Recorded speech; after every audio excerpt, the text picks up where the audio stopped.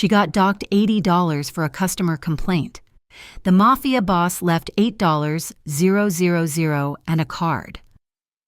The salt frost on the windows of the Pier Light Diner was thick enough to scratch your name in. If you still had the energy to believe in things like names, I did not. I was 23, and the neon sign flashing Pier Light over the door just looked like a warning. Greyhaven Harbor smelled of low tide, diesel, and the bitter, burnt coffee that was my primary perfume. My fingers, raw from bleach water, cramped around the deduction slip in my apron pocket, $80. Sal, the night manager, had slid it across the counter to me an hour ago, his face slick with the grease from the grill. Customer complaint, Talia, he'd mumbled, refusing to meet my eyes. Register glitched on table 4. Double charged him. Your table, your problem.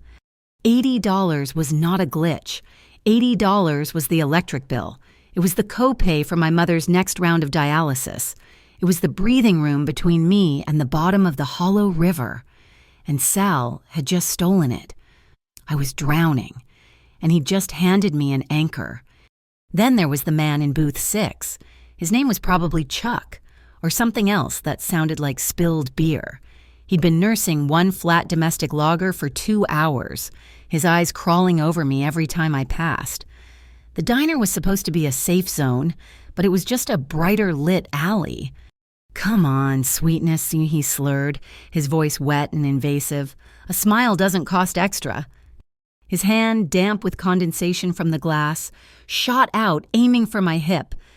I moved faster. It was a reflex I hated having. My aluminum tray, loaded with the sticky mugs from table 2, slammed down flat on the Formica edge, blocking his wrist, a shield. The mugs rattled, but nothing broke. "Don't touch the staff, sir," I said. My voice was low, but it didn't shake. I would not give him that. The diner was half full. A few dock workers, too tired to care, stared into their chili. A pair of college kids were glued to their phones, oblivious. No one looked up. No one ever looks up. In Greyhaven, you learn to fight your own fires, even when the water is up to your neck. The bell over the diner door didn't jingle. It tolled. A dull thud as the door swung open, bringing a slice of the frigid Atlantic air with it. The man who entered didn't just walk in. He displaced the atmosphere. He was tall, and his long black wool coat looked like it belonged in a different city, a different life. It was the kind of coat that rain wouldn't dare stick to. He slid onto a stool at the far end of the counter, the red neon of the Pier Light sign flashing across the sharp planes of his face, making his skin look like marble. He didn't look at the menu. He looked at the room. His gaze swept across the booths, over Sal polishing the same glass he'd been polishing for 20 minutes, over Chuck, who was still leering at me, and finally, it landed on me. His eyes were not just dark, they were cold, like polished steel. It felt less like a look and more like an assessment, like a butcher inspecting a cut of meat. I didn't know his name then, but I knew his type. He was the kind of man who owns the shadows the rest of us just try to survive walking through. Chuck, fueled by cheap beer and the silence of the other patrons, decided to escalate. He felt my rejection, and his pride was stung. "Stuck-up bitch," he snarled, his voice loud enough to carry. He picked up his greasy spoon and flung it. It clattered off the tile floor by my ankle. I flinched, a hot wave of shame washing over me. I would not cry. I would not. The entire diner went silent. The sizzle of the grill seemed deafening. The man in the black coat did not turn. He simply placed one large, gloved hand flat on the worn counter. The silence stretched, becoming heavy, suffocating. Then he spoke. "Get the real bill," he said. His voice was not loud. It was a low vibration that seemed to shake the sugar packets in their metal holder. He was looking at Sal, then apologized to her. It was not a request. It was a verdict. The air in the diner changed. The temperature dropped 10 degrees. It was no longer Sal's diner. It was his. Chuck deflated like a cheap balloon. The beer courage vanished, replaced by a sudden, primal sobriety. "Hey, I was just—" "Out," the man at the counter said. One word. Chuck threw a $5 bill on the table, grabbed his jacket, and scrambled out the door, the bell mocking him on his way. Sal, visibly pale and sweating, tried to regain control.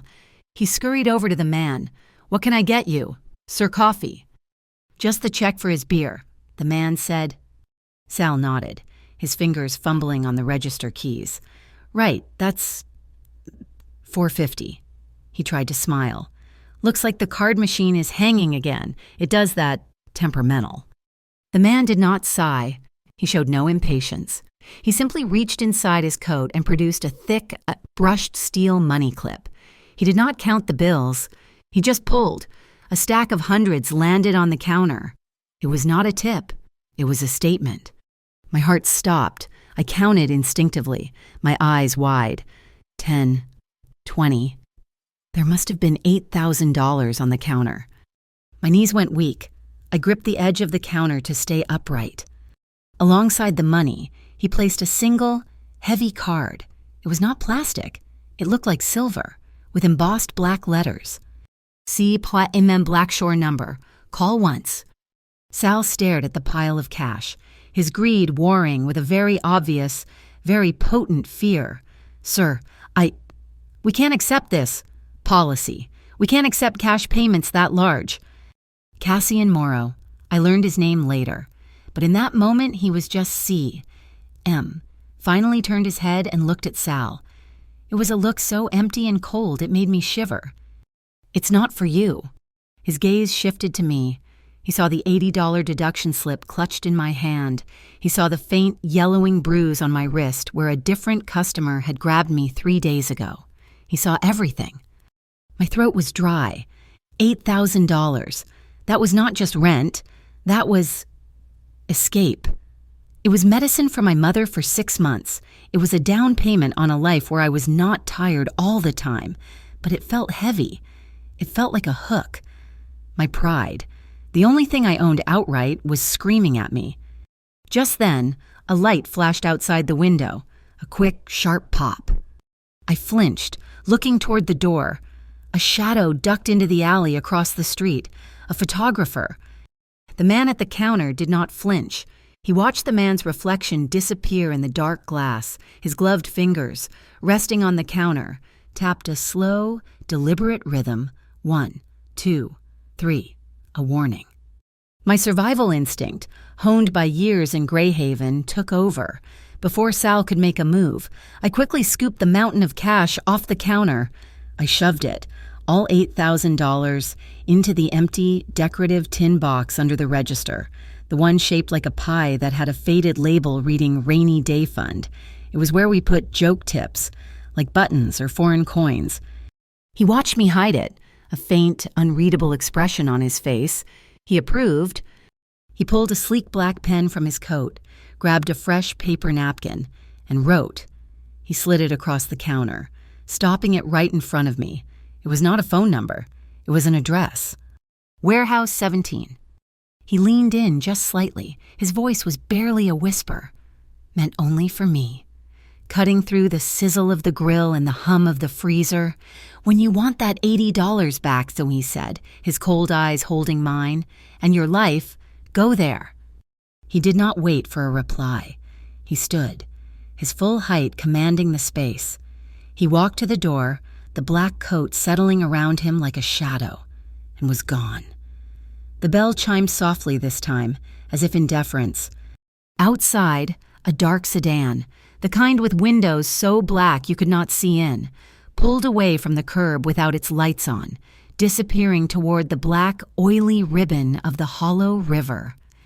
I stood there, my heart hammering against my ribs, the scent of his expensive cologne, something like leather and cold air, mixing with the scent of stale fries, my hand, inside my pocket, closed around the crumpled deduction slip. $80! It was such a small amount to destroy someone over, a tiny paper cut. But I knew, standing there in the flickering, dying neon light, that 1,000 paper cuts could bleed a person to death, and I was already bleeding out. I made it home at 4 a.m, the city lights blurred by a fog thick as wet wool. The $8,000 was rolled tight in my apron. hidden in the pie tin, and locked in the diner's back office safe. Sal had insisted, his eyes wide with a fear that was different from his usual managerial spite. He was afraid of the money, afraid of the man, and afraid of me. Good. I walked the 12 blocks to our basement apartment in Shoreline. The napkin with the address Warehouse 17 felt like a razor blade in my pocket. Pressed against my thigh, the silver card was colder, heavier.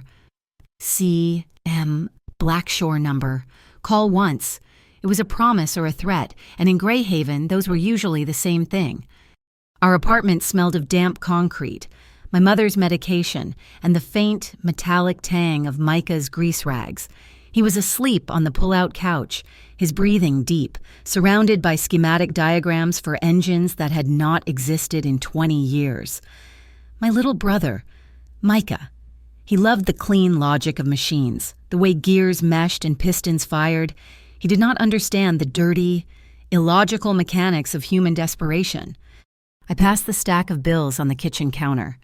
They were a monument to our misery. Final notices, letters in red ink, demands for payment from a hospital that saw my mother not as a person, but as a delinquent account. Her kidneys were failing, and my father had evaporated years ago, leaving nothing behind but a name I refused to use and a pile of debts I could not escape. I worked 3 jobs, this diner shift, a morning shift stocking produce at the market, and 2 nights a week cleaning offices downtown. I was always tired, always moving, always counting, and I was always losing. The silver card haunted me. It sat on my nightstand, catching the weak light from the street lamp outside. C.M. I did not need to ask who he was. Every dock worker who came into the pier light knew the name Morrow. The Morrow Consortium was a ghost story that paid salaries.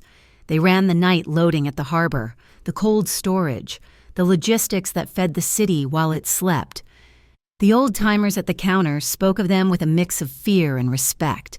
The consortium had rules. They said, old world rules. No drugs on their docks, no touching the families. And a rumor I always clung to, they had a hard line, a violent one. Against anyone who harmed a child, they were criminals, yes.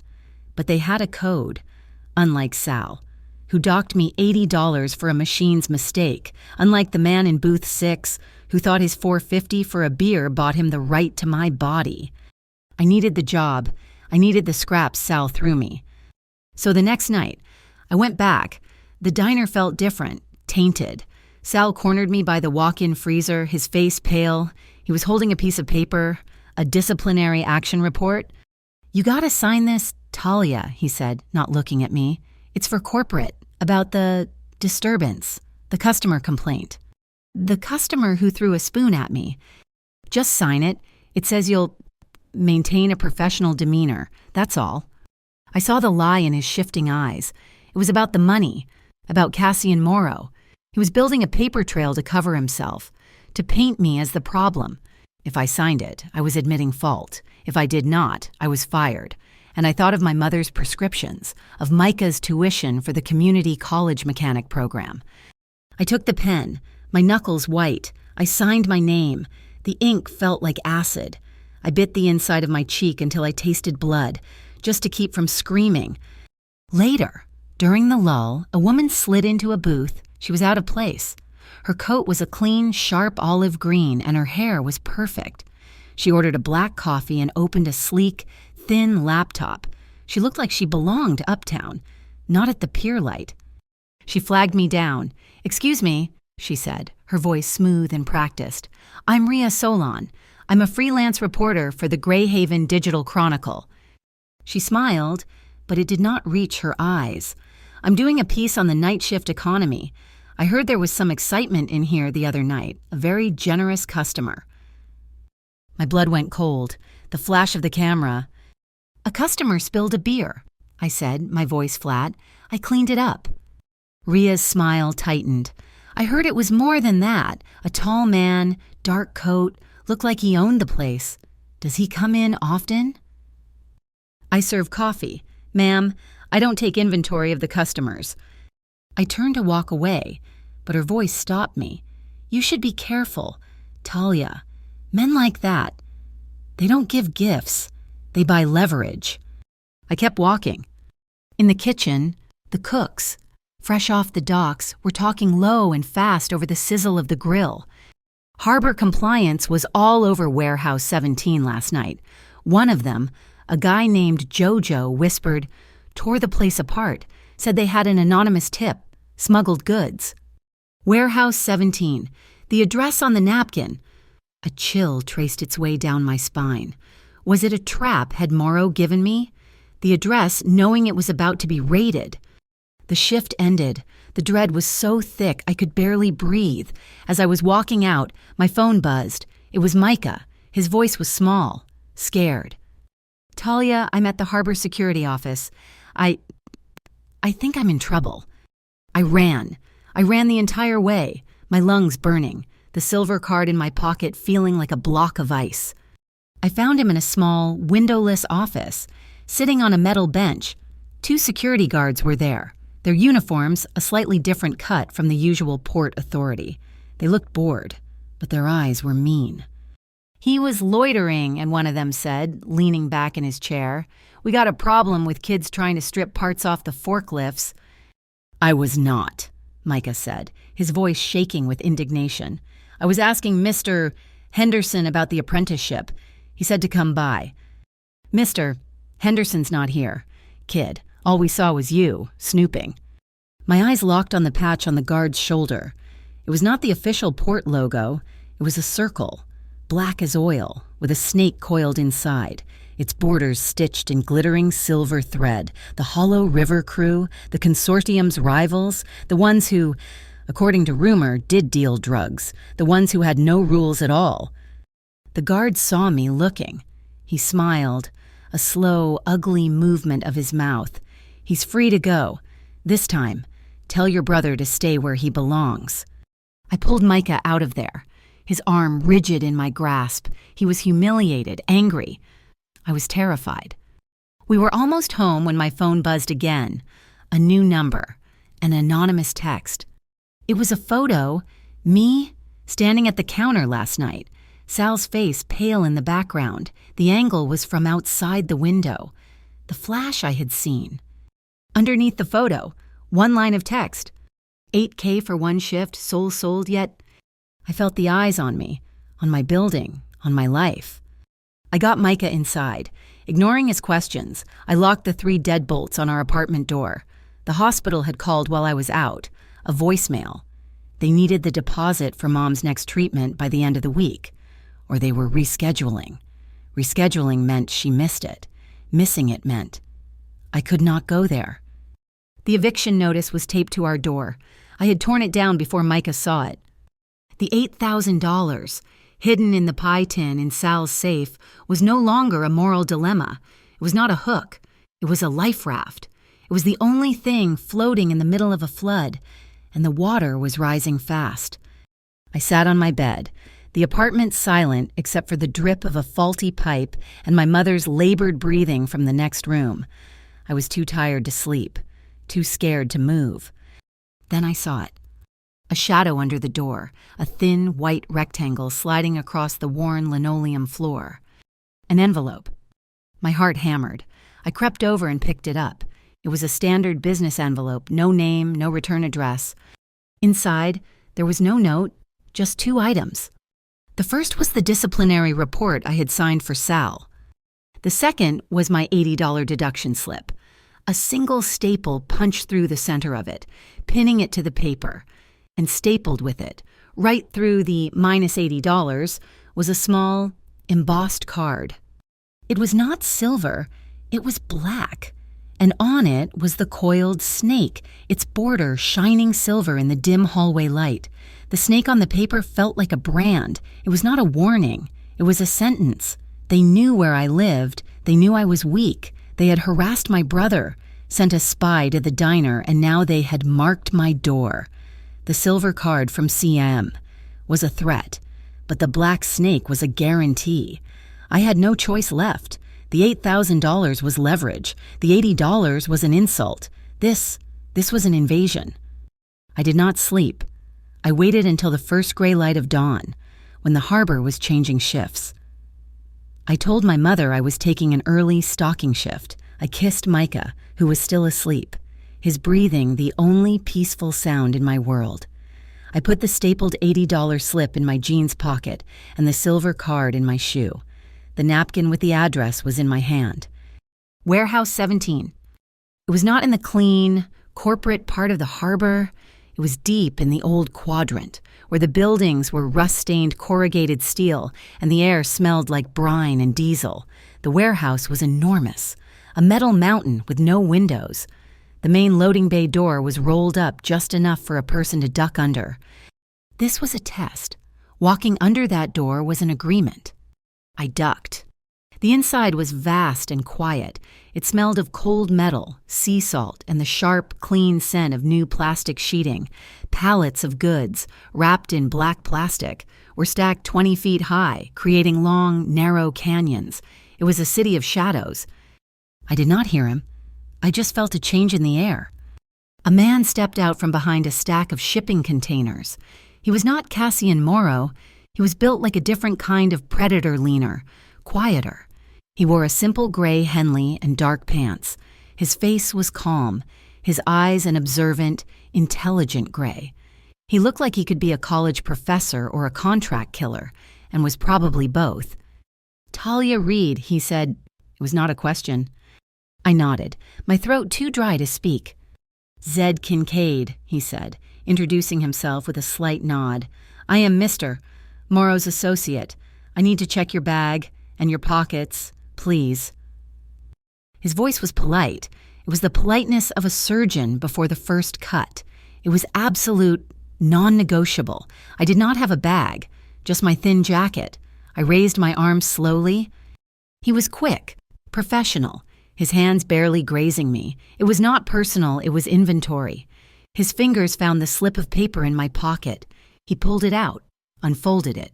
The $80 deduction, the staple, the black snake. He held it up to the weak light filtering down from the high, dirty skylights. "Precious evidence," he said, his voice flat. "Zed." The voice came from above. It was Cassian's, the same low vibration that had shaken the diner. I looked up, and he was standing on a metal mezzanine, a catwalk that ran the length of the warehouse. He was a silhouette against the grimy glass of the roof. The morning light cut into bars by the steel beams, sliced across his face, illuminating a sharp cheekbone, a firm mouth. His eyes remained in shadow. He walked down the metal stairs, his footsteps the only sound in the cavernous space. The echo made it sound like a small army was descending. He wore the same black coat. He stopped 10 feet from me, his presence sucking the air from my lungs. He looked at the paper in Zed's hand, then his eyes, cold as the Atlantic, locked on mine. "You chose to come," he stated. "Was it for the $8,000 or for the 80? The question hung in the cold air. It was a trap. Was I greedy or was I petty? My fear was a cold stone in my stomach, but the anger was hotter. The image of Micah, scared in that security office, flashed in my mind, the sight of the snake on my apartment floor. "I came," I said, my voice shaking but clear, "because no one should be punished for saying no to a drunk. I came because no one has the right to follow me home or threaten my family just because I exist." A long silence. Zed did not move. Cassian did not blink. Then, a fractional, almost invisible nod. He approved of the answer. "The man in the diner, the one who threw the spoon," Cassian said, his voice direct, stripped of all pleasantry, "was an operative for the Hollow River crew. The photographer outside was his. The complaint Sal filed was a setup, orchestrated to put you in a compromised position. They are testing my territory, squeezing the businesses that rely on Morrow shipping." He began to pace, slowly, like a panther mapping its cage. "The Harbor Compliance Division is on their payroll. They use regulations to choke my warehouses like the tip that sent them to this one 2 nights ago. And they use men like the drunk to create leverage against the people who work the harbor. People like you." He stopped. "The Morrow Consortium will provide protection, legal and Otherwise, your mother's medical situation will be handled. Your brother will be safe from harassment. Sal will be re-educated. The word hung in the air, chilling me more than the cold. In exchange, he continued, you will be a witness. When the time comes, you will tell a grand jury exactly what happened, about the drunk, about Sal, about the snake on the paper. You will be my proof. My head was spinning. A grand jury. This was not about a diner. This was a war. You want to use me as bait, I whispered, the words tasting like ash. You want me to walk around with a target on my back so you can see who shoots. He stepped closer, closing the distance between us until I had to tilt my head back to look at him. I could smell the wool of his coat, the faint, clean scent of expensive soap. No, he said, his voice dangerously soft. Bait gets eaten. I want a partner. Bait is disposable. A partner is an asset. You, Miss Reed, are an asset. He reached inside his coat, not for a weapon. He pulled out a money clip, but it was not the silver one from the diner. This one was old, worn black leather. He pulled out a single bill, a $100 bill, soft and faded from use. He took the stapled deduction slip from Zed's hand. He unpinned the snake emblem, letting it fall to the floor. He handed the $80 slip back to me and then pressed the $100 bill into my palm. His fingers were not gloved. They were warm, and his touch was electric. This is for the 80, he said. Justice money does not need to be new. My fingers closed around the bill. As for the other, he said, turning to Zed, an anonymous donation has been made to the Pierlight Fund, Zed said, his voice like a newscaster reading a report. It is a small harbor charity. Your mother's hospital administrator will find he has a sudden surplus in his discretionary budget. Her treatment schedule will not be interrupted again. I could not breathe. It was not a transaction. It was an erasure of my problems. Zed stepped forward and held out a small, black data stick. The diner's complete security footage from that night. Sal did not know we installed a backup server feed 2 months ago when he was skimming from the register. The footage shows the drunk, the spoon, the exchange with Sal, and the photographer outside the window. It proves he was an instigator, not a customer. I took the drive. It felt heavier than a brick. I had come here for $80. I was leaving with my mother's life.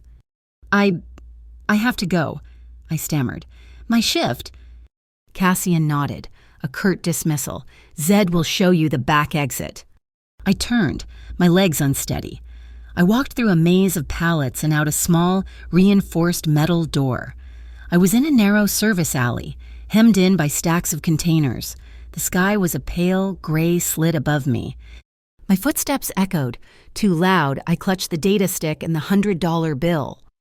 An engine started. I froze. A dark sedan, no plates, rolled out from an intersecting alley, blocking my path. Another engine started behind me. I turned. A second sedan, identical. My heart hammered against my ribs. I was trapped. The Hollow River crew. They had been watching the warehouse. Before I could even scream, a light exploded, a blinding white beam, like the eye of God, blasted down from above. It was one of the massive gantry cranes used to load the ships. It swiveled, flooding the alley with intense, surgical light, turning night into day. The drivers in both cars were blinded, shielding their eyes. A deafening metallic groan, a container chassis, lifted by a second crane, lowered from the sky, blocking the alley's exit with a solid wall of steel. I saw Zed at the warehouse door, a walkie-talkie in his hand. He was not even looking at me. He was directing the cranes. I looked back. Cassian was standing in the doorway, a dark silhouette. He was not looking at the cars. He was watching their reflection in a small, cracked side mirror mounted on the warehouse wall. He did not move. He did not speak. He just watched. The car in front of me slammed into reverse, its tires screaming. The car behind me did the same. They scrambled, crashing into each other in their haste, and then vanished back into the shadows they had come from. They had not been scared off by the lights or the container. They had been scared off by the man in the mirror. One look. That was all it took. The darkness. It seemed I had a king. Life became a series of new rules, delivered by Zed in concise, unemotional briefings or by Cassian in single, declarative sentences. Rule 1. Always walk in the light, no more alleys, no more unlit service roads. I was to use the main thoroughfares, even if it added 20 minutes to my walk. Rule 2. No repeated patterns. I left for my shifts at different times. I took different routes. Rule 3. No social media. I had already deleted my accounts. A ghost is hard to target. Zed had said. The most significant change was not one I had to make, but one that was made for me. The hospital visits. My mother's dialysis appointments were 3 times a week. I used to dread the bus ride, the long wait, the anxiety of getting her home. The day after I visited the warehouse, a dark, immaculate sedan was waiting outside my apartment at 6 in the morning. The driver was not one of Cassian's men. It was a woman. She stepped out as I helped my mother down the steps. She was sharp, composed, with dark hair pulled into a severe bun and a calm that felt almost military. "Talia Reed, I'm Juno Park," she said, her voice crisp. She opened the back door, and it was a simple, non-negotiable act of service. "Mister, Morrow arranged for your mother's transport." My mother, who had not been in a car that clean in her entire life, looked at me, her eyes wide with questions I could not answer. "Talia, what is this?" "It's a new car service, Mom," I lied, "from a community fund for hospital patients." Juno met my gaze in the rearview mirror, her eyes sharp. She said nothing, just drove with impossible smoothness, shielding us from the potholes and aggressive taxis of Greyhaven. She made my mother feel safe, and I realized that was the point. Cassian had not sent a guard. He had sent a chauffeur. He understood the nuances of fear, and he understood the nuances of pride. A few nights later, my phone buzzed. It was a number I did not recognize. The text had one word, Blackshore. Juno was waiting when I walked out of the diner. This time, I got in the front seat. We did not drive toward my apartment. We drove toward the river, toward the glittering, cold skyline of the financial district. The Blackshore Club was not a club. It was a fortress disguised as a penthouse. It was on the top floor of a glass tower, with a private elevator that required Juno's thumbprint. The doors opened into a room that was the exact opposite of the Pier Light diner. It was all dark wood, supple black leather, and low, golden light. The entire north wall was a single pane of glass looking down on the hollow river, a ribbon of black ink dividing the city. A man played a slow, old jazz tune on a grand piano in the corner. The music was like whiskey, smooth and warm. Cassian was not at the bar. He was at a table in the corner, shrouded in shadow, watching the city. He stood as I approached. He did not offer me a drink. He just gestured to the chair opposite him. "This is where you work?" I asked, my voice barely a whisper. The room demanded quiet. "This is where I listen," he replied. He did not touch me. He did not compliment me. He did not do any of the things men do to make you feel small or owned. He just sat, his presence a heavy, tangible thing. "At the diner," he said, his voice low, "I told you my guests are not to be insulted. Here, my rule is simpler. My guests are not to be touched." "And what am I?" I asked, the question sharper than I intended. "A guest?" His eyes locked on mine. The piano music seemed to fade. "You are a partner. Partners are to be protected." "By a criminal." The word was out before I could stop it.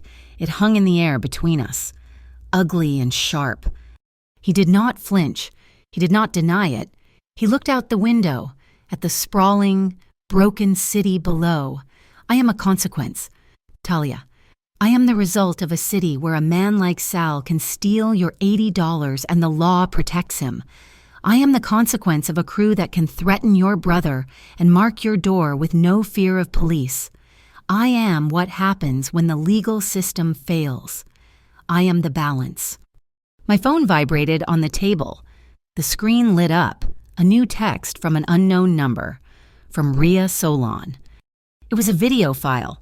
My fingers shook as I tapped it. It was me. At the pier light, the night Cassian came, the footage was grainy, taken from outside the window. It showed Cassian putting the money on the counter. It showed me looking at it. But the video was cut. It was expertly edited. It did not show the drunk. It did not show the spoon. It did not show Sal.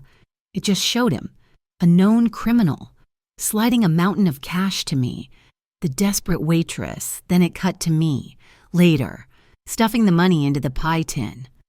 The text underneath was simple. This looks bad. A bribe payment for services. The National Directorate of Urban Crime would be very interested. Let's talk. Cooperate with me. And this stays private. The blood drained from my face. I felt cold, sick. The beautiful, safe room suddenly felt like a trap. They were turning his $8,000 statement into a noose for my neck. I looked up at Cassian. He had not looked at my phone. He was watching my face. They sent me a video, I whispered, my voice thick with panic. They cut it. It makes me look like I'm on your payroll, like I took a bribe. He did not ask to see it. He did not grab the phone.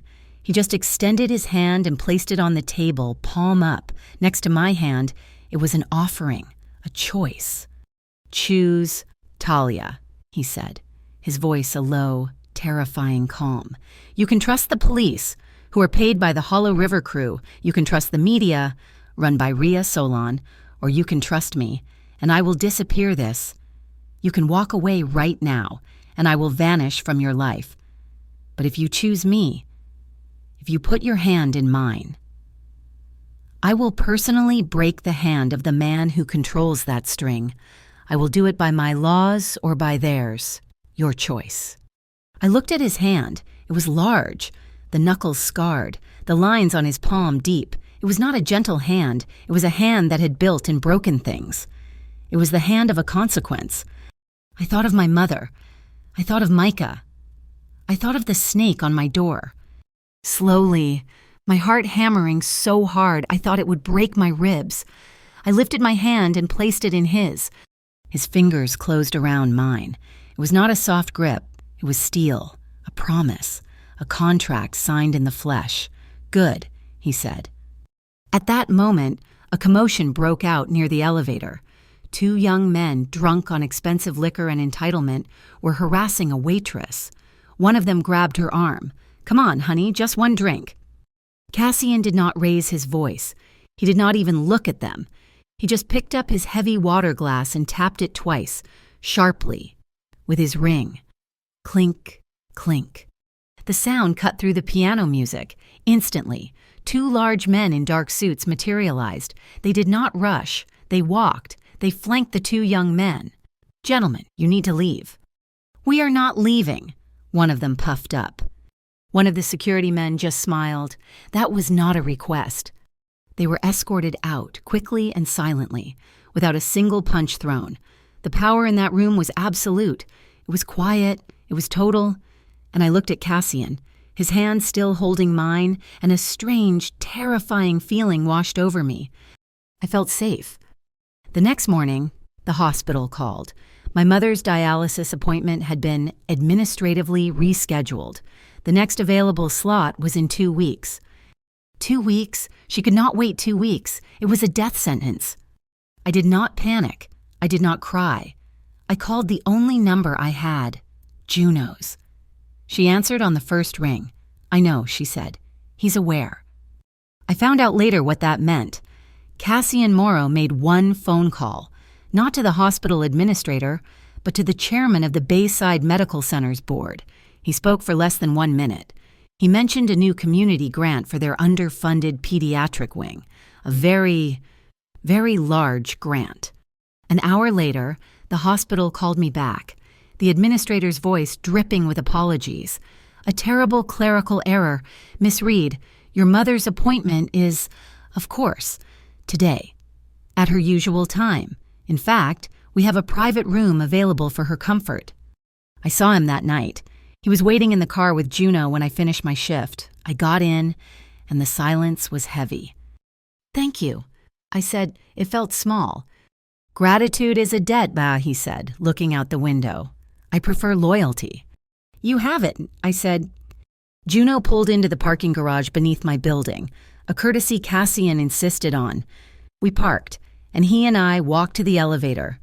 It was a small, rattling metal box that always smelled like urine. We stepped inside, the doors slid shut, grating loudly, and the lights went out. We were plunged into absolute pitch-black darkness. A metallic scrape echoed from above us. The elevator, instead of rising, gave a sickening lurch and stopped. It did not fall. It just hung, dead, between floors. A trap. I did not even have time to gasp. Cassian moved, in the dark. He was impossibly fast. He grabbed me, not by the arm, but by the waist, pulling me hard against his chest. His other arm came up, his hand clamping over the back of my head, forcing my face into the wool of his coat. He was shielding me, turning his back to the door, making his body a barrier between me and whatever was coming. I was pressed so tightly against him I could feel the solid wall of his chest, the frantic hammering of my heart, and the slow, steady, powerful beat of his 1, 2, mine, fast, his, slow. Do not move, he whispered, his voice a rumble against my ear. A loud clang from the roof of the elevator. The emergency hatch. I tensed, my fingers gripping his coat. It's me, boss, Zed's voice called down. The hatch opened. A beam of a powerful flashlight cut the dark. Zed was peering down. Stairs are clear. They cut the cable, but the emergency brakes held. Cashin's arm did not loosen. He kept me tucked against him, his hand firm on my head. Zed's hand appeared. Give her to me. Cassian put his hands on my waist and lifted me, effortlessly, up toward the light. I felt Zed's strong, calloused hands grip my wrists, pulling me up and out of the black, broken box. I scrambled onto the garage floor, my legs shaking. Zed turned, giving Cassian a hand. He hauled himself out in one fluid motion. The three of us stood in the dim garage, the elevator car hanging uselessly in the shaft below us. Zed had already scanned the area. They're gone.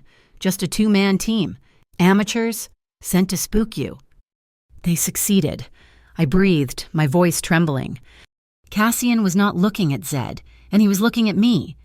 His face was dark, his eyes lit with a cold fire I had not seen before. He had protected me, instinctively, completely. He took a step, reaching out. He did not touch my face. He just brushed a piece of lint from my hair, his fingers barely grazing my temple.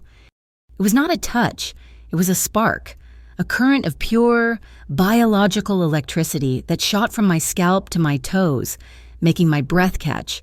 He felt it, too. I saw his pupils widen, just slightly.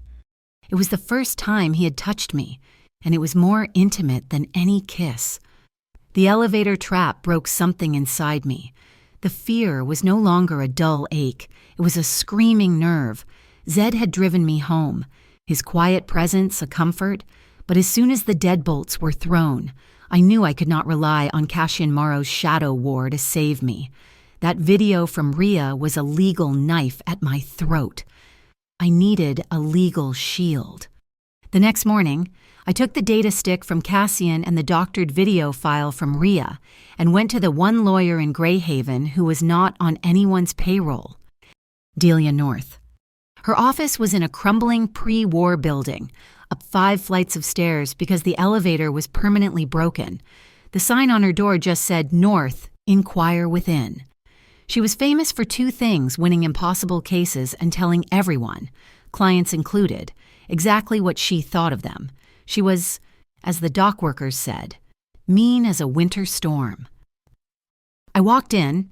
The office was just piles of books, overflowing file cabinets, and a thick haze of cigarette smoke, even though it was illegal to smoke indoors.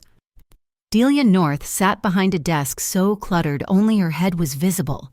She had wild gray hair, glasses perched on her nose, and the most tired, intelligent eyes I had ever seen. "What?" she barked, not looking up from a brief. "My name is Talia Reed. I need—" I don't care what you need. She cut me off. I care what you have. Evidence. Do you have it? I slid the data stick and my phone across the desk. I have this, and this. I'm being blackmailed by a reporter named Ria Solon. And I was given the first file by Cashin Morrow. That made her look up. Her eyes narrowed. She took a long drag from her cigarette and finally, slowly, plugged the stick into her ancient monitor. She watched the diner footage. Then she watched Ria's doctored video. She was silent for a full 5 minutes. She replayed the doctored video, watching the metadata, the digital artifacts. SBOA Media Forensics, she muttered, reading the fake digital signature. That's cute. What is the South Bayside Operational Analysis Group? It's a real agency, but this signature is a forgery, and a bad one. It's like signing a check, Mickey Mouse. It's meant to look official to a civilian, but it's a lie. She leaned back, the old chair screaming in protest. Ria Solon, that little parasite. She's not a reporter, she's a megaphone. She works for Victor Hollow. The name dropped into the room like a stone. Victor Vex Hollow. The Hollow River crew, I whispered, the Silver Snake. He's not just a crew boss, kid, Delia said, stubbing out her cigarette. He's an infection, and he wants Warehouse 17.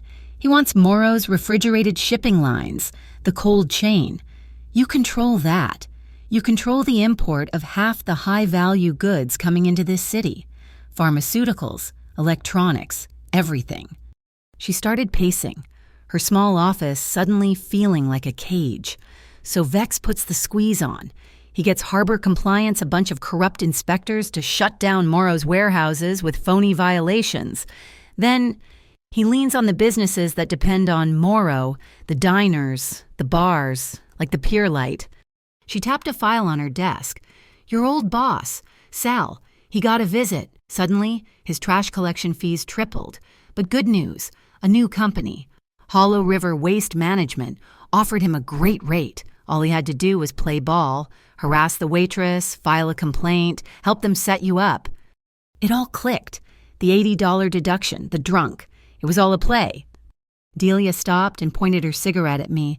You are a piece of cheese in a very large, very bloody trap. My advice, take your mother, take your brother and get on a bus. Go to Ohio. Disappear. Because Cassian Morrow is not your friend. He's a king protecting his board. You are a pawn, and pawns get sacrificed. I stood up, my legs steadier than I expected. I'm not a pawn, and I'm not running. I looked her dead in the eye. I'm all out of a way to stay. Miss North, they came to my home. They threatened my brother. I'm not going to Ohio. I'm going to burn them down. Will you help me? A slow, wolfish smile spread across Delia's face. Hell yes. I hate these people. Sit down. Let's write a new rule book. That night, I went to the Black Shore Club. Juno let me up without a call. Cassian was in the same dark corner. But this time, he was not alone. Zed was with him, and they were looking at a map spread across the table. Not a city map, a shipping map, covered in routes, schedules, and numbers. She's right, I said, walking up to them. Cassian looked up, his expression unreadable. Delia North. She said Vex wants your cold chain. She said you're a king protecting your board. Zed tensed, but Cassian just nodded, as if I'd confirmed the weather. Delia is smart, and she's right, about the board. He gestured to the map. Look. I leaned in. It was a complex web of logistics, lines from Asia, Europe, South America, all converging on Greyhaven Harbor. These are my routes, he said, his finger tracing a blue line. Electronics, textiles, machine parts, this. He tapped a red line. Is the refrigerated route, the cold chain.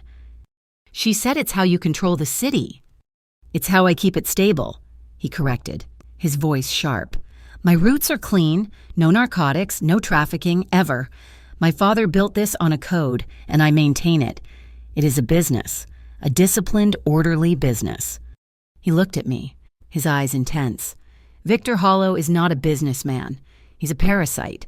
He deals in drugs, in human misery. He doesn't want to run a business. He wants to break it, bleed it dry. If he gets this, his hand covered the map. He floods Greyhaven, the violence you see now.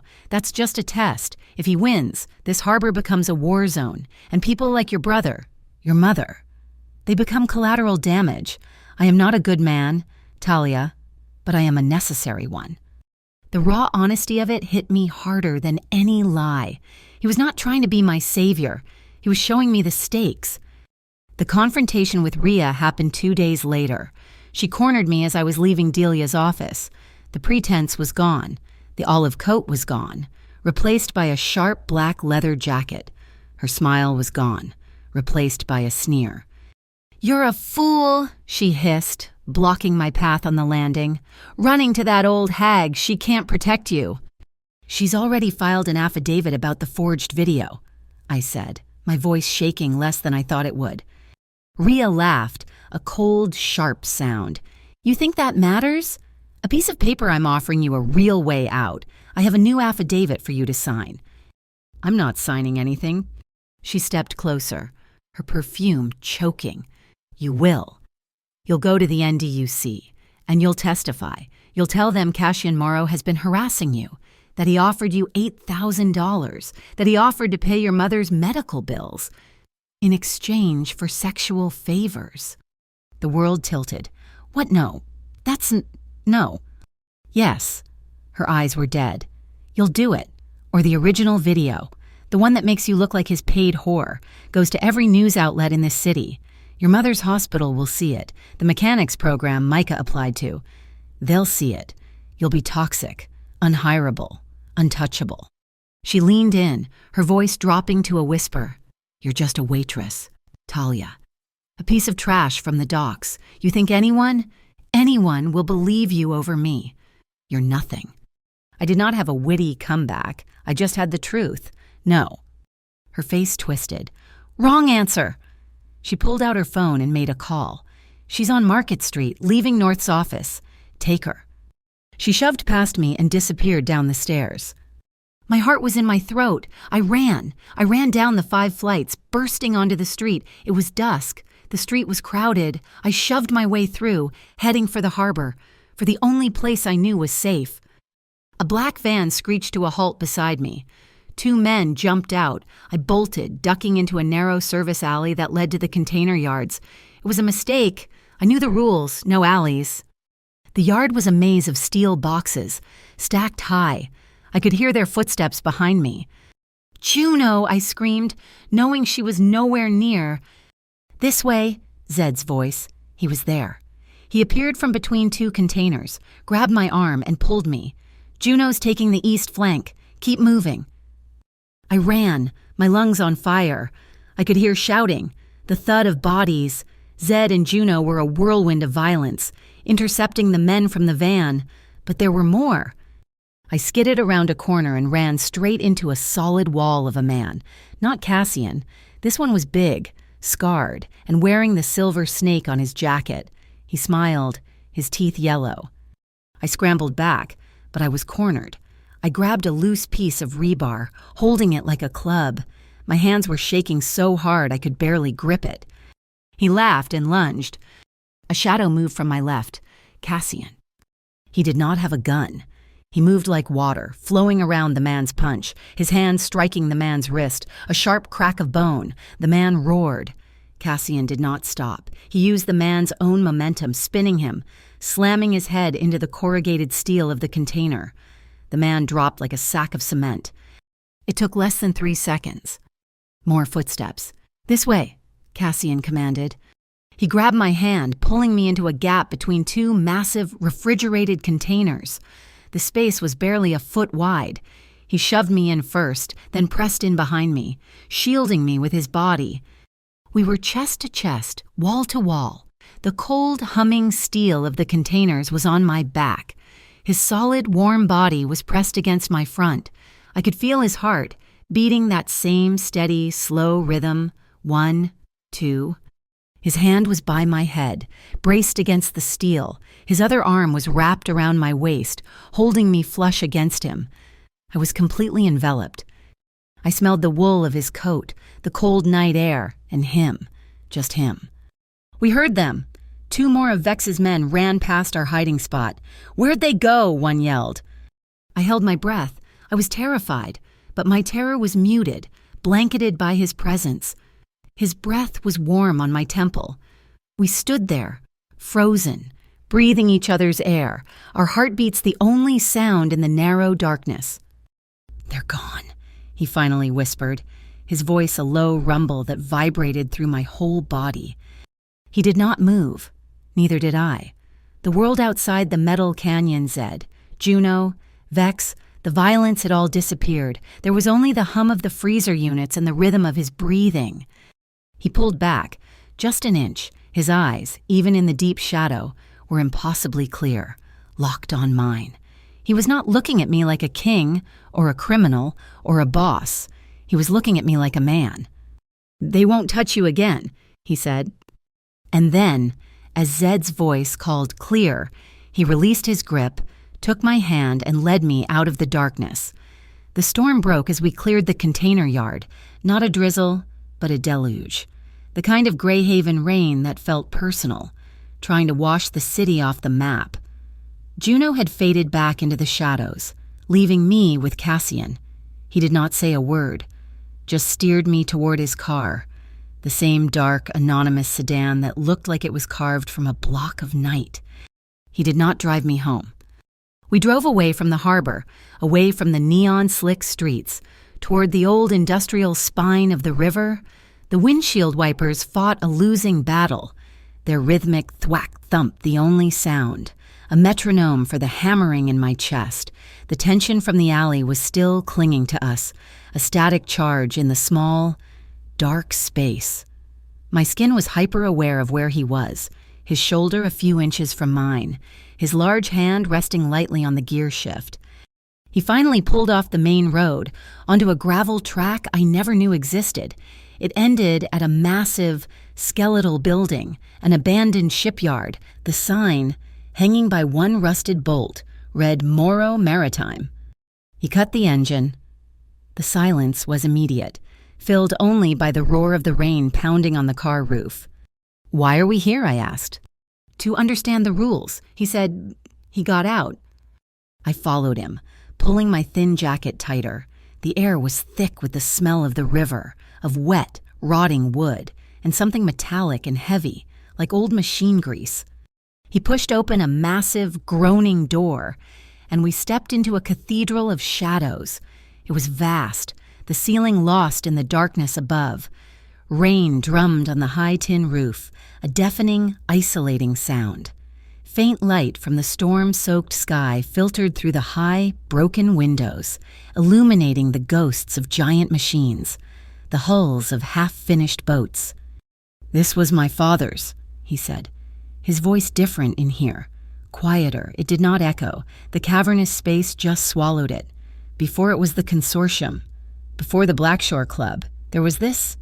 He walked, not like a king, but like a man walking through his own memory. He stopped at a massive, silent lathe, running his ungloved fingers over the cold, rust-pocked steel. "I worked here," he said, looking at his hand, "when I was 16. I was not the heir. I was the spare. I was just a mechanic. I knew every gear, every belt, every motor in this place." He moved toward a massive chain hoist, touching one of the thick links. "My brother, Matteo. He was supposed to run everything. He was the smart one, the one with the head for numbers." He paused, his back to me. The rain on the roof sounded like a million angry drums. "They had a contract for new safety rigging on the main crane," Cassian said, his voice flat. "A company, subcontracted, signed off on it, said the work was done. They took the money." He turned, his face half in shadow, half in the sickly gray light. "But they did not do the work. They used substandard bolts. They faked the inspection reports. They cut corners, stole the maintenance budget to cover their own debts. It was a dirty trick to save a few $1,000s. His eyes were locked on something far away. Matteo was overseeing a hull lift. The bolts sheared, the rigging snapped, the engine block. It fell. He did not need to finish. The silence in the shipyard filled only by the rain, told the rest of the story. I was the one who found him, Cassian whispered. I was 20 yards away, welding a rudder. The explosion, it threw me back, gave me this. He held up his right hand, turning it over. On the inside of his wrist, running from his palm to his forearm, was a puckered silver scar. A burn, old and deep. My hand moved before my brain could stop it. I did not think about who he was, what he was. I just saw the pain. My fingers, still cold from the rain, brushed against the raised, rough skin of the scar. He stopped breathing. It was not a gasp. It was a complete, sudden stillness. His gaze dropped from the shadows to my hand. On his wrist, the contact was a lightning strike. I felt the pulse under his scar, beating hard and fast against my fingertips. I should have pulled away. I should have been afraid, but I was not. The air between us, which had been charged with his grief, now crackled with something else, something hot and immediate. The space contracted. I did not pull him. He did not pull me. It was like two magnets, finally turned the right way, snapping together. We just leaned in. His other hand came up, slow, deliberate. His thumb brushed my cheekbone, his skin warm and slightly rough. His eyes searched mine, asking a question I did not know how to answer with words. So I answered. I rose up, just slightly, and his mouth met mine. It started slow, a hesitation, just the press of his lips against the corner of my mouth, a breathless question. And then I leaned into it, and the question was answered. The kiss deepened. It was not the desperate, clumsy kiss of a boy. It was the deliberate, sure kiss of a man who had waited 100 years for this one moment. It was not rough. It was consuming. His hand slid from my face, around my neck, his fingers tangling in my damp hair. His other arm, the one with the scar, wrapped around my waist, pulling me against the solid wall of his chest. My back met the thick wooden support beam of the shipyard. It was solid. It was safe. It did not feel like a cage. It felt like an anchor. He held me, but he was not forcing me. He was supporting me, grounding me. The rain hammered the tin roof, a wild, driving rhythm that matched the blood pounding in my ears, matched the frantic beat of my own heart. I could hear his breathing, hitched and deep, and I tangled my own fingers in the lapels of his coat, pulling him closer, pulling him deeper. There were no more words. The world of Vex and Rhea and $80 deductions, it all dissolved. There was only the sound of the storm and the taste of him. My name, his name, they were just broken. Breathless sounds against each other's lips. We broke apart, not because we wanted to, but because we had to. We were both gasping, our breathing scorching in the cold air. He did not let me go. He rested his forehead against mine.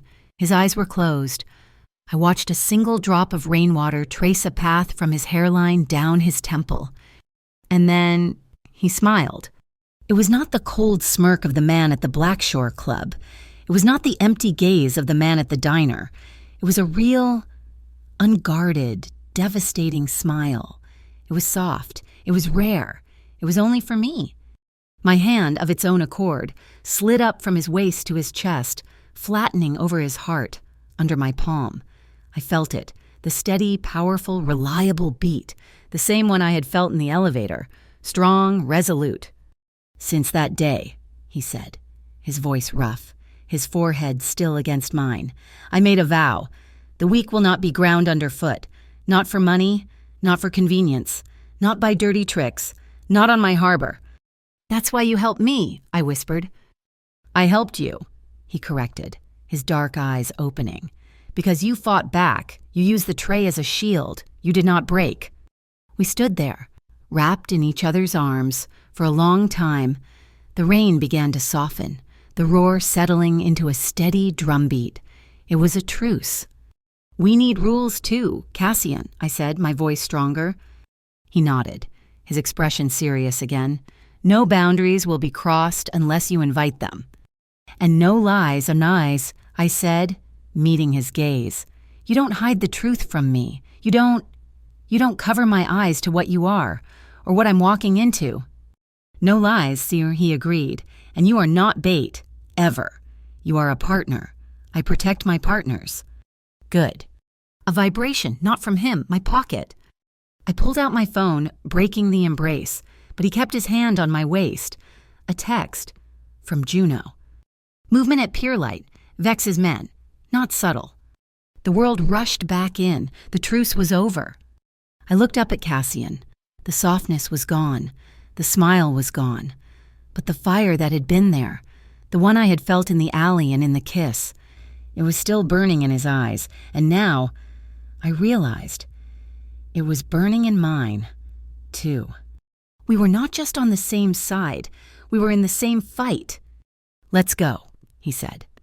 And he did not release my hand as we ran back into the rain.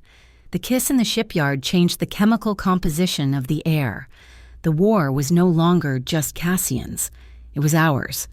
The battle plan was drawn up not in the Blackshore Club, but in Delia North's smoky, cluttered office. It was a three-pronged attack, and I was the tip of the spear. The first move was Delia's. "We neutralized the video by making the money legal," she declared, blowing smoke at the ceiling. "It's not a bribe, it's a tip. The biggest, strangest tip of your life, but a tip nonetheless." She filed a declaration of income with the IRS, declaring the $8,000. We even paid the estimated taxes on it. "Let Rhea show that video to the NDUC now," Delia cackled, her eyes bright. "We'll sue her for defamation and him for harassment. We're not hiding the money, we're paying taxes on it. We flipped the narrative." The second move was mine, Delia, using her decades of grudges against the city's corrupt underbelly, had made a call, not to the local cops, but to the Interstate Crime Analysis Bureau, the ICAB, a federal agency that loved nothing more than crushing local corruption. They were very interested in Rhea Solon, harbor compliance, and the Hollow River crew. So, I found myself sitting in a parked, unmarked sedan with a woman in a stiff suit, getting a wire taped to the inside of my bra. "It's voice-activated. Miss Reed," Agent Paz said, her face all business. "Just get her talking. We need her to connect the dots. The threats, the video, the man she works for."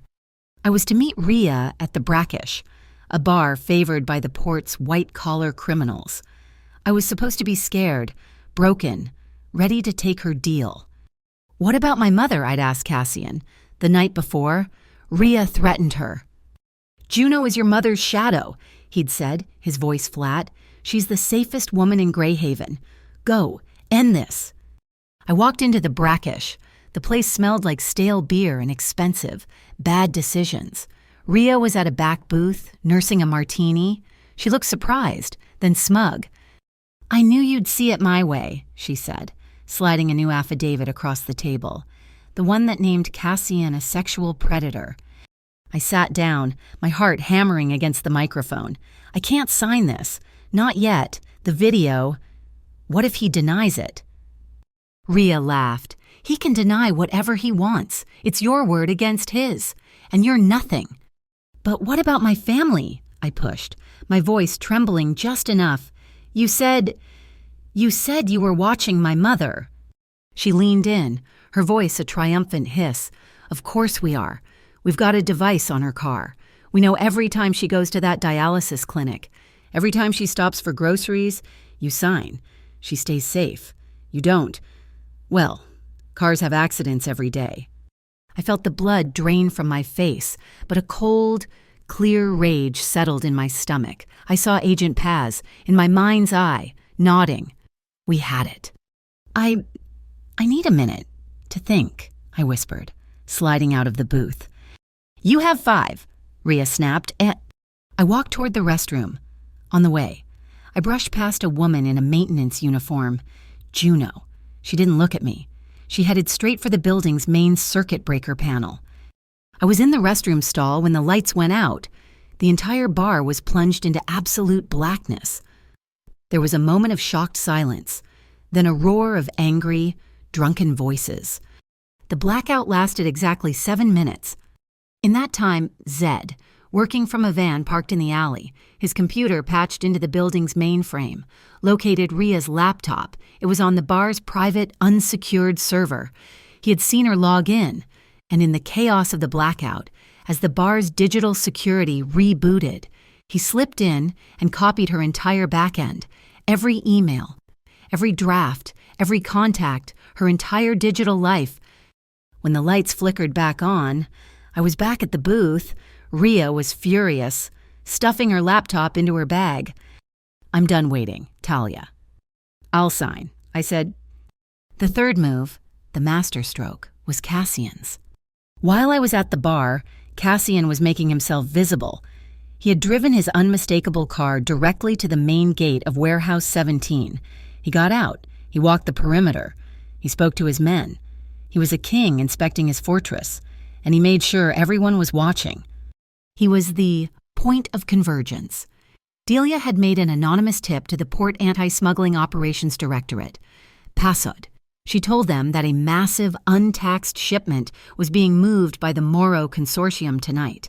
PASOD, who hated Moro but could never pin anything on him, had mobilized. The entire federal apparatus was watching Cassian. They had surveillance teams, cameras, agents in cars. All of them were focused on Warehouse 17, waiting for a truck to move, waiting for a single crate to be opened. They were all looking at the wrong place. The real target was the Pier Light Diner. Vex Hollow, arrogant and impatient, had decided to hedge his bets. He wanted Cassian, but he wanted me, the witness, more. He assumed I was working my shift. Broken and scared, he sent his primary team, the van that had tried to grab me before, to the diner to snatch me. He would hold me as leverage. But the Pier Light Diner was empty. I had quit 2 days before. Vex's men panicked, called him. The first call was to Ria. Her phone buzzed on the table in front of me. "What?" she barked, seeing the name. "I'm with her now. She's signing." There was a pause. I heard the muffled, tinny sound of Vex's voice shouting. Ria's face went white. "What do you mean she's not at the diner?" she screamed, her eyes snapping up to mine. I just smiled. Ria understood. The setup, the wire, all of it. She grabbed her bag and ran. I saw her, through the bar window, jump into her car, her phone pressed to her ear. I knew who she was calling. The ICAB agents were on my 6. "We got the whole thing, Miss Reed," Paz said, her voice ecstatic. "We have the confession, the threat. We're tracking her call." Ria's call to Vex was a masterpiece of panicked confession. I heard the recording later. "Ria, she's not at the diner. Vex, she's with the feds. She's been wired." "Vex, damn it, forget her. Get to the station. Bring the girl. Bring her to the Hollow River Waste Station now. We'll do this live. We'll show the whole city what happens to rats." "Ria, they're on me." "Move, move, move," Paz was yelling into her radio. "All units, converge on the Hollow River Waste Station. He's taking the bait." But Cassian was not chasing Vex. He was not chasing Ria. He was waiting. Vex's convoy, 2 black sedans and his own armored SUV sped through the industrial district, heading for his trash-hauling depot. He was running right into the trap. As Vex's convoy turned onto the final access road, a fleet of bright green garbage trucks pulled out from 3 different side streets. They were not Vex's. They were Moro's, a duplicate fleet, manned by Zed's men. They did not ram him, they just herded him. 1 truck blocked the road in front, 2 blocked the sides. They forced Vex's convoy to slow, to stop, to turn down a narrow, pre-selected alley, a dead end. A dead end that was perfectly, brightly lit, a dead end that was in the direct line of sight of 3 different PASOD surveillance cameras, the same cameras that were supposed to be watching Cassian. Vex and his men piled out of their cars, guns drawn, ready for a war with Moro's men.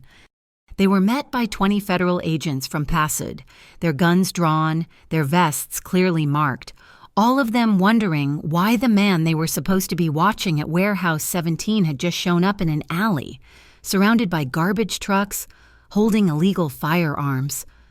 It was over in 30 seconds. Not a single shot was fired. I watched from the ICAB sedan as they cuffed him. Victor Vex Hollow, brought down by his own arrogance and a fleet of fake garbage trucks.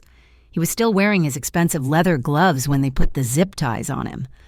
Just as the chaos settled, a beat-up sedan pulled to the curb. Delia North got out, holding a piece of paper. She walked right up to the lead PASUD agent. "Took you long enough," she barked. "Here's the signed warrant for the waste station.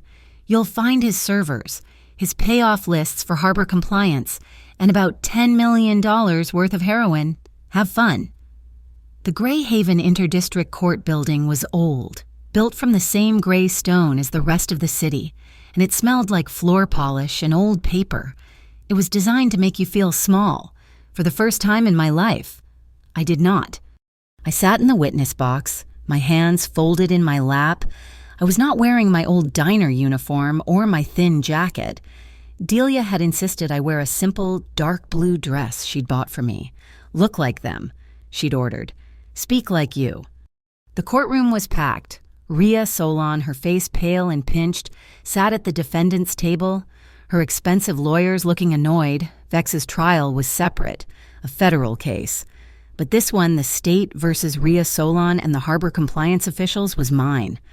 "Miss Reed," the assistant district attorney said, "please tell the court, in your own words, what happened on the night of October 12th. I looked at the jury. They were not dock workers. They were accountants, teachers, shop owners. They were the people who lived above ground. "I was working my shift at the Pier Light Diner," I began, my voice clear and steady. I did not let it shake. My manager, Sal, informed me he was docking my pay $80. $80. Yes. He said it was for a customer complaint, but it was a machine error. Later, a customer, the one who had falsely complained, became aggressive. He insulted me and threw a spoon at me. I told them everything. I did not add drama. I did not need to. The facts were dramatic enough.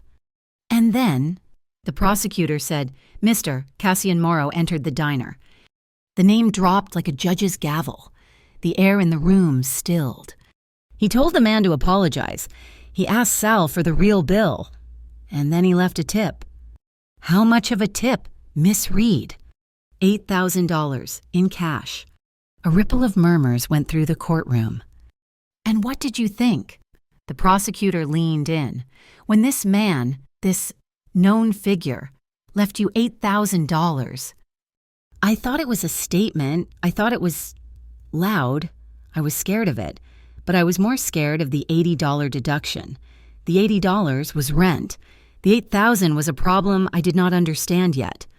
I told them about the address for Warehouse 17. I told them about the photographer. I told them why I went. My brother had been harassed by men wearing the Hollow River emblem. My mother's medical care was threatened. I had a fake disciplinary write-up in my file, and I had a piece of paper in my hand that said I was worth minus $80. I went to Warehouse 17 to get my $80 back, and my life. Then it was the defense's turn. Rhea's lawyer, a man with a silver gray suit and a voice like oil, stood up. He smiled at me, a predatory, pitying smile. "Miss Reed, you are an intelligent young woman. You work in a diner. You have significant family debts. You are, by your own admission, desperate?" "I was," I corrected him. "Not desperate, just compressed." His smile faltered. "Compressed. I like that. So, this compressed woman meets a man, a very powerful, very wealthy, very dangerous man. He gives you $8,000. He handles your mother's medical bills. He finds your brother a job, and he solves all your problems.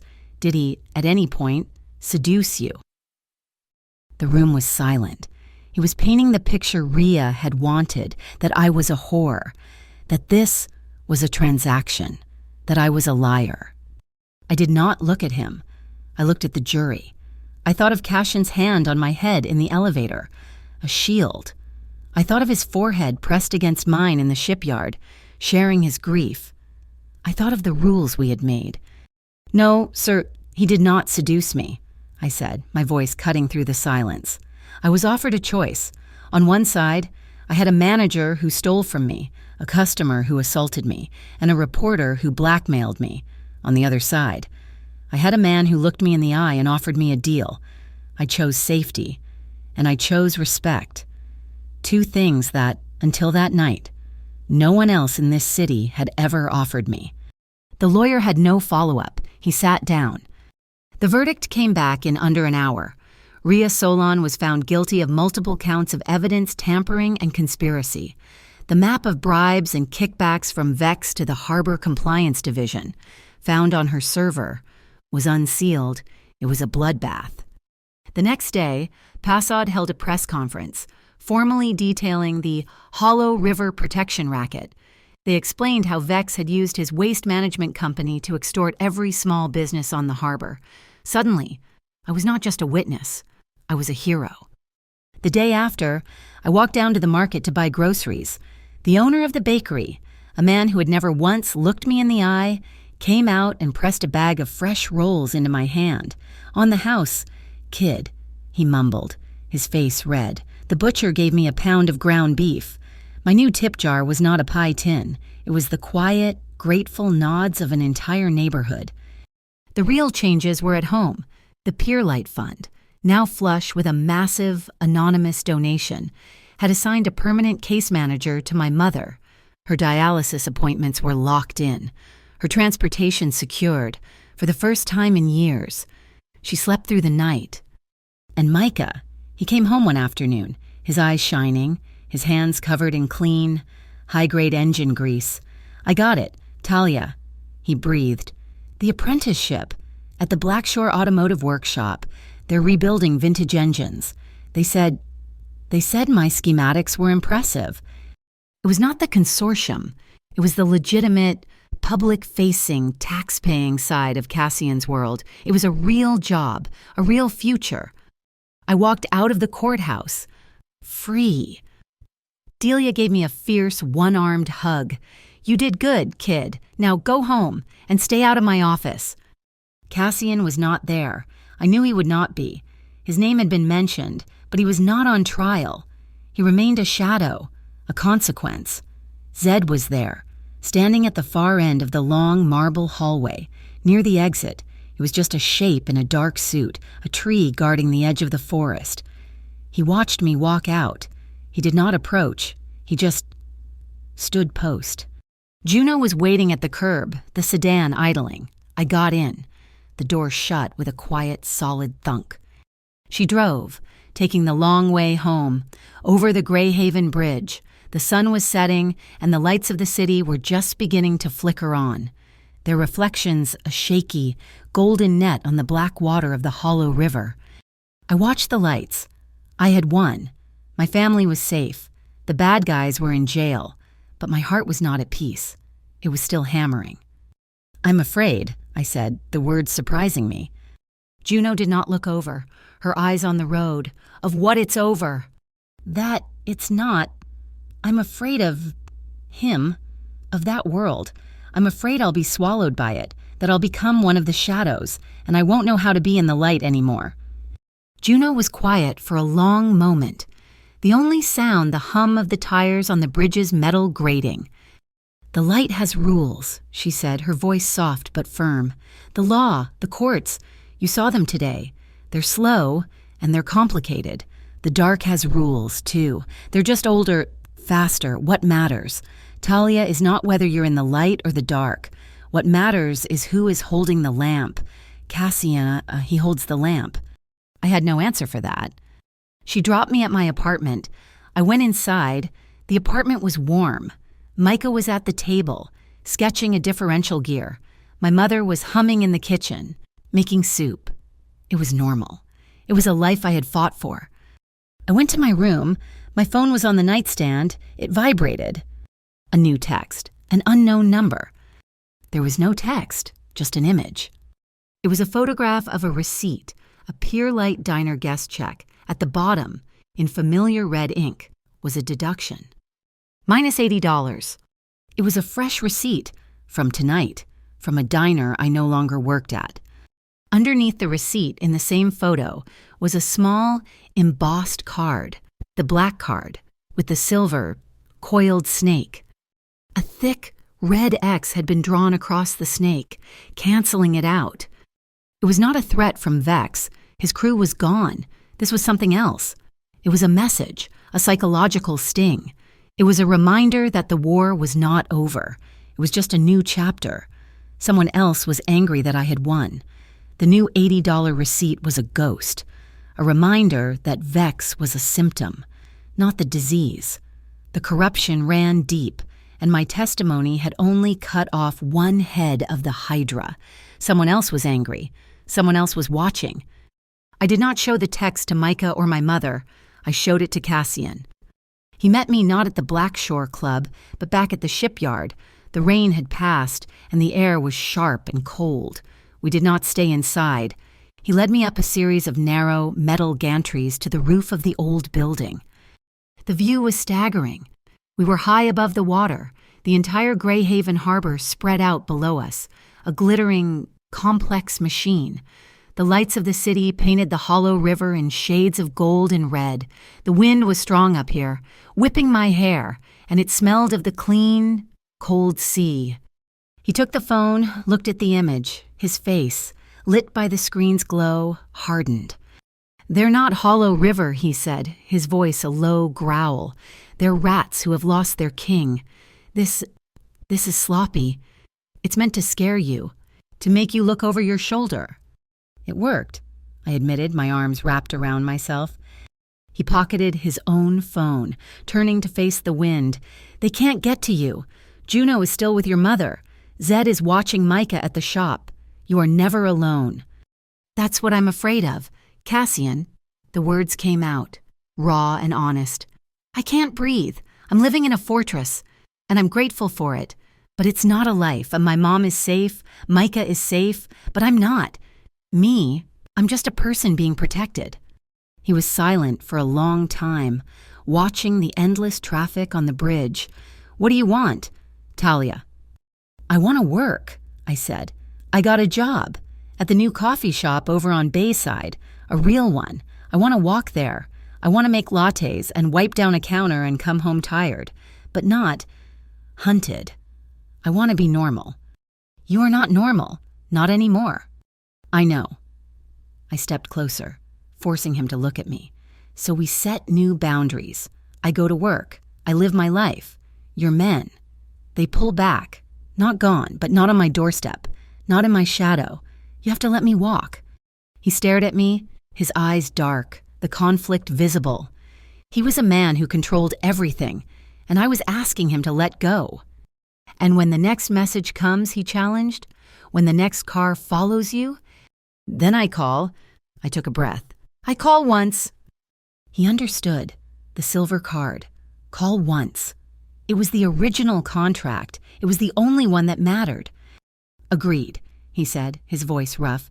"You walk, but you are not to be compressed again. You are not to be touched. You call once, and I will burn down whatever is threatening you."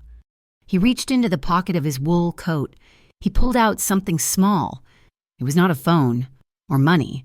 It was a keychain. It was a piece of dark, heavy metal forged into a simple, flat disc. It was rough, beaten. It looked like it had been part of a machine or a ship. On one side, simple, deep letters had been stamped into the metal. "TRCM? It's from the rudder of the Mateo," he said, his voice quiet, referencing the half-finished boat below us, the one named for his brother. "It's iron, it's strong, it's real." He did not put it in my hand. He held it out. "This is not a chain, Talia. It's not a brand of ownership. It's an anchor. It's a promise, a rescue pact. So when you feel like you are drifting, you remember you are tied to something." My fingers were shaking as I took it. It was heavy and warm from his hand. I closed my fist around it. TRCM, not a name, a partnership. The tension between us was a third person on the roof. The unspoken words from the shipyard, the memory of that kiss, the fire.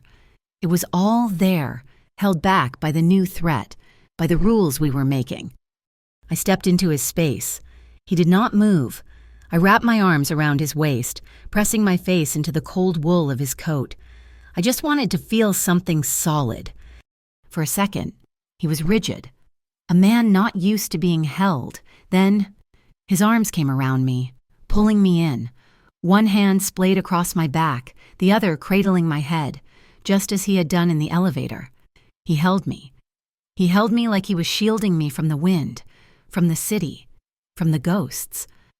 We stood there for a long, long time, just breathing. Finally, he lowered his head, his forehead resting against my hair.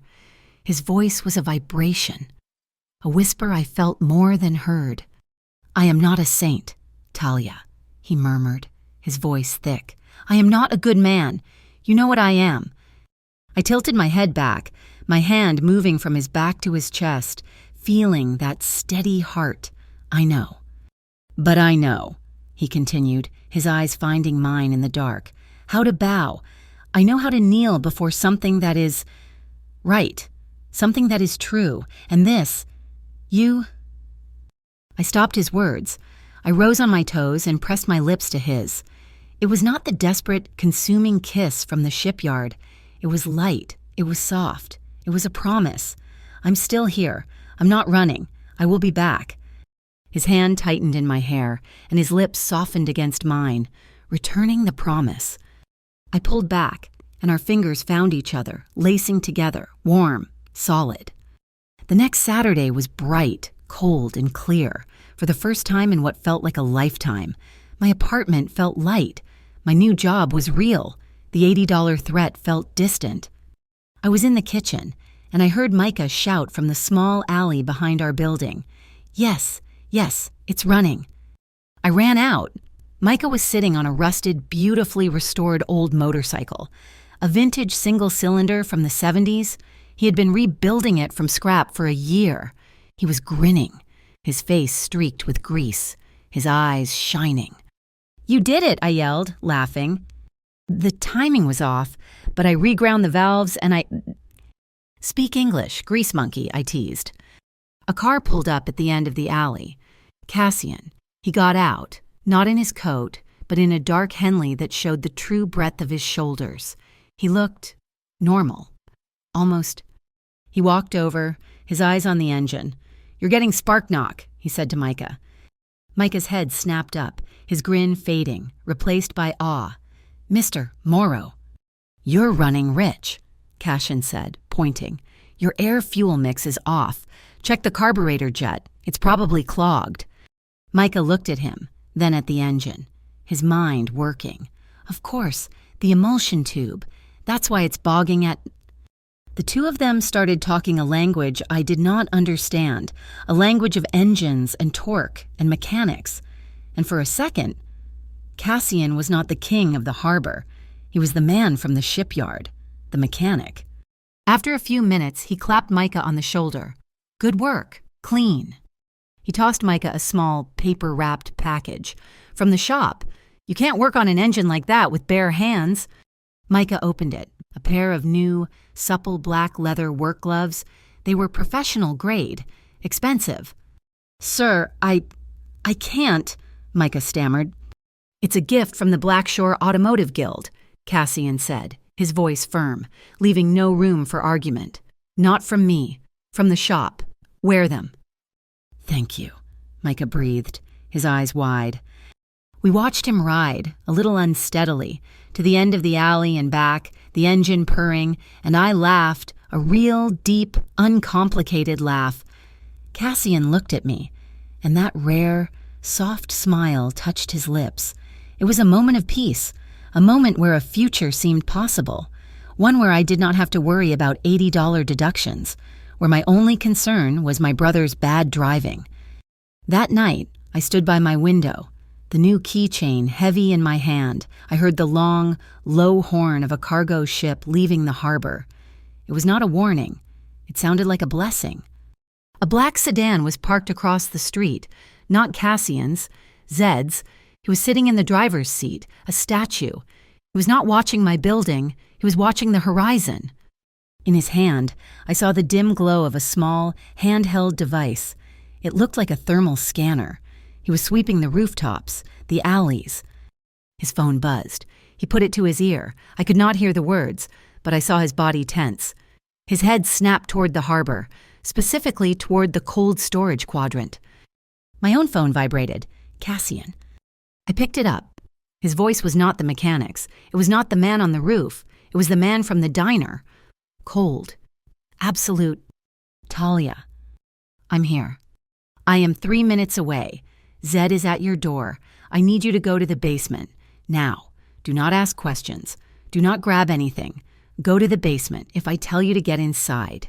Will you trust me? I looked out the window. Zed was already out of the car, moving to my building's entrance. Yes, I said. I was already moving. I stepped back from the window. 1 step, 2 steps, 3. Trusting. I trusted him. I did not ask why.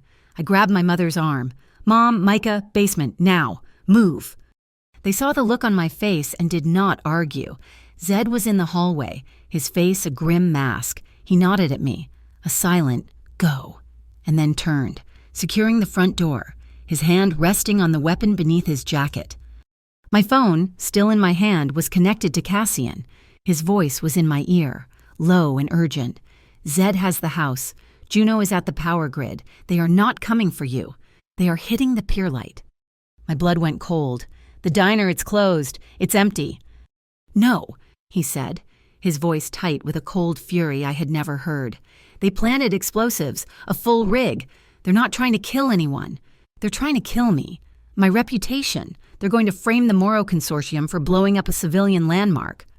I was halfway down the basement stairs, but I stopped. The remnants of Hollow River. The ones who had sent the $80 receipt. Cassian's voice was a sharp command. Not to me, but to his team. Juno, you have the primary device. It's on a timer. Cut it. On it. Her voice crackled. Zed, they have a trigger car, a decoy. They're going to live stream the explosion from a secondary charge. Intercept that car. Get the phone. Kill the stream. Moving. I'm going in the back, Cassian said. Zed's thermal scan showed a pressure sensor near the main gas line. They're amateurs, but they're not stupid. Cassian, wait, I said, but he was gone. I ran back up the stairs. Talia, what are you doing? Zed demanded from the door. I ignored him. I ran to the window. I could see the pier light 6 blocks away. It was dark, but no, it was not. I saw a light, a small, flickering light inside, a flashlight. Zed, I said, my voice shaking. There's someone in there, the night cleaner. They must have hired a new service. He's inside. Talia, stay here. That is a direct order. I looked at Zed, his face torn. He could not leave the house. He could not abandon his post. I pulled out my phone. I dialed Cassian. He answered in 1 ring, his voice breathless, the sound of wind whipping past the phone. Talia, you are supposed to be... Once, Ma, I said. And I hung up. I shoved past Zed and I ran. I ran harder than I had ever run in my life. I did not take the streets. I took the alleys. I knew the shortcuts. I heard Zed yelling my name, but I did not stop. I burst through the front door of the pier light. The diner smelled like stale coffee and, overwhelmingly, of natural gas. Hey, I screamed. A kid, maybe 17, with headphones on, looked up from his cleaning cart. He looked terrified. Ma'am, we're closed. There's a bomb, get out. I grabbed his arm and pulled him. The hiss from the kitchen was loud now. Get down, I shoved him behind the heavy steel counter, grabbing a wet cleaning rag from his bucket. Breathe through this. I heard a shout from the back. Talia? Cassian. He had found the pressure plate. He had seen the auxiliary gas canister they had rigged as a trap. And in the reflection of the stainless steel cooler, he had seen me. He saw me shielding the kid. He vaulted the steel prep table just as the canister exploded. It was not the main bomb, but it was violent. The world went white, a deafening, screaming roar.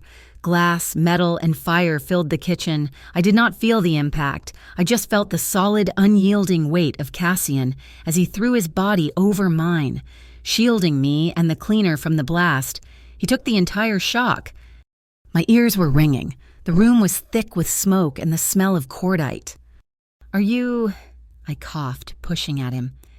He groaned, rolling off me. "You're okay," he gasped. "Are you hurt?" "No, I'm okay." His earpiece crackled. "Boss, it was Juno. Main device is cut. The timer has stopped." "Zed," Cassian yelled, his voice raw. He got to his knees, helping me pull the terrified cleaner to his feet. "Target intercepted." Zed's voice came through, calm as ever. "We have the phone. The live stream is dead. We stopped the signal. They have nothing." It was over. The plot to ruin his name, to frame him, had failed. Cassian sagged against the counter, his breath coming in ragged gasps. The room was a wreck. "You're bleeding," I said. A shard of glass, a piece of a broken plate, was embedded in his cheek, a deep, clean cut just below his eye. Blood dripped, dark in the gloom. "It's nothing," he said. A phone rang. Not mine, not his, a burner, left on the counter by the Hollow River crew. It flashed. Vex. Prison. Cassian looked at it, then picked it up. "I hear my men failed." Vex's voice tinny and distant, desperate.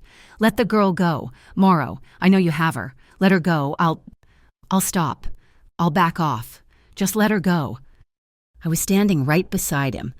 I put my hand on his arm, on the wool coat that was now torn and smoking. Cassian looked at me. His eyes were black holes in the smoke, filled with a possessive fire that burned hotter than the explosion. He looked at me, then back at the phone. "She chose to be with me." He crushed the phone in his fist and let the pieces fall to the floor. As if on cue, the siren started. Not one, a dozen. Red and blue lights flooded the street outside, the NDUC, the ICAB. Delia had timed her calls perfectly. The net closed. The remaining rats, the ones who had sent the receipt, were swept up. The corrupt harbor compliance officials, implicated by the captured trigger team, were arrested in their homes before dawn. Greyhaven was finally, violently cleansed. Firefighters burst in, their faces shocked as they saw the three of us standing in the wreckage. They flooded the room with light and firefighting foam. We stumbled out onto the sidewalk, into the cold night air. The smoke hit Cassian, and he coughed, a deep, rattling hack that brought him to his knees. He leaned against the side of the fire truck, exhausted, the adrenaline fading. I stepped in, putting my shoulder under his arm, taking his weight. He was impossibly solid, but he leaned on me. "You may be a consequence, Cassian," I whispered, my own voice shaking. "But tonight you were the solution." He looked at me, his face streaked with soot, his blood black in the flashing lights. The foam was settling around our feet like snow. He kissed me. It was not the slow burn of the shipyard. It was not the tender promise on the roof. It was raw. It was real. It was a claim. It tasted of smoke and iron and survival. It was a kiss that said, "We are alive." A sound broke through the ringing in my ears, not sirens. Clapping. The entire neighborhood was on the street, the bakery owner in his robe, the butcher, the old women from the apartments above. They were watching, and they were clapping. I saw Micah on the curb, his phone up, filming, not a setup, not a bribe, not a fake video, just a moment, a real one. "Took you long enough?" a voice barked. Delia North, her gray hair a wild mess, pushed through the firefighters. She looked magnificent. She shoved 2 pieces of paper into my hand. "What are these?" I asked, my voice hoarse. "That," she said, pointing to the first, "is the official retraction of your disciplinary write-up. Sal signed it just before he moved to Alaska. And that," she pointed to the second, "is your official citizen certificate for assisting a federal investigation." I looked at the papers, the disciplinary report, the $80 deduction officially, legally reversed. I started to laugh, a shaky, tear-filled laugh. It all came back to $80. I turned to Cassian. He was watching me, the blood on his face, a cut on his cheek, and he was smiling. That rare, soft, unguarded smile. I folded the papers, The legal and the illegal, the start and the end. I reached up and tucked them into the breast pocket of his torn, black wool coat. "Hold these for me," I said. The night went quiet. The arrests were done. The harbor, for the first time, felt truly peaceful. A week later, the $8,000, released from the ICAB evidence locker, was given to Delia. Cashin did not give it back to me. He established a new trust, the Pierlight Promise. It was an apprenticeship fund for harbor kids, like Micah, who wanted to become mechanics. He endowed it fully with the $8,000. The donation was anonymous, but the small, silver card attached to the charter, the one Delia filed with the city, had one line written on it. When one weak person is protected, the whole harbor stops sinking. The Pierlight Diner sign, dark for a week, flickered, then it lit up, bright and steady. New owners, a new start. I stood on the docks, watching the water. I was not waiting for a shift. I was just breathing. The iron keychain, the rescue pact, was heavy in my pocket. He came up behind me. I did not need to turn. I knew his shadow. He did not speak. He just took my hand. His was warm, the cut on his palm healing. We stood at the river's edge, together, looking out at the horizon. The ending was not here. It was out there. We had made our own law. We would be strong, but we would always protect the weak, and we would love, not by selling our souls, but by claiming them. Thank you so much for listening to this story. I am so curious to know where in the world you are listening from.